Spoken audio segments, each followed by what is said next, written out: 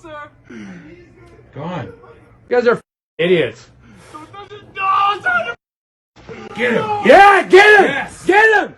As dangerous as you could get, right? Right. I mean, this is a good example of what can happen when you're too close to wildlife. They're well within that space that's just too close. And moose can be very defensive, of their space, especially if there's, if they have young with them or things like that. Those are factors that can elevate that risk. What should you do if you come across a moose? Yeah, give wildlife space, right? Moose, deer, bears, anything that you encounter in the wild, you can enjoy them from a distance. You don't have to be, right up this close. This is way too close, and it puts you at risk, puts people around you at risk.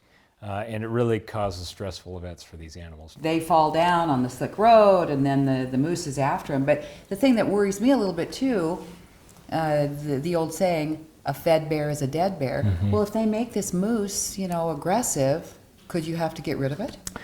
I don't know. We'll have to see. If this was in Big Sky, which is, kind of the area where I believe this happened, there's wildlife there all the time.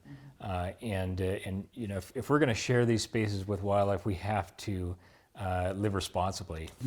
Should you back away if you're out walking or doing something and you come across a moose? What should you do? Yeah, great question. So if you're hiking and you encounter a moose, one thing to do is to not come any closer. Obviously, if you have pets with you, if you have dogs with you, make sure that they're on a leash, so they're at your side and under control. And then back away when it's safe to do so.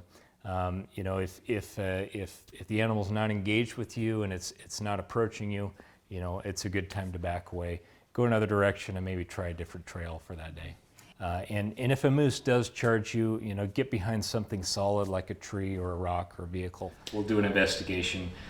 Broadly speaking, there are laws in Montana that prohibit harassing wildlife.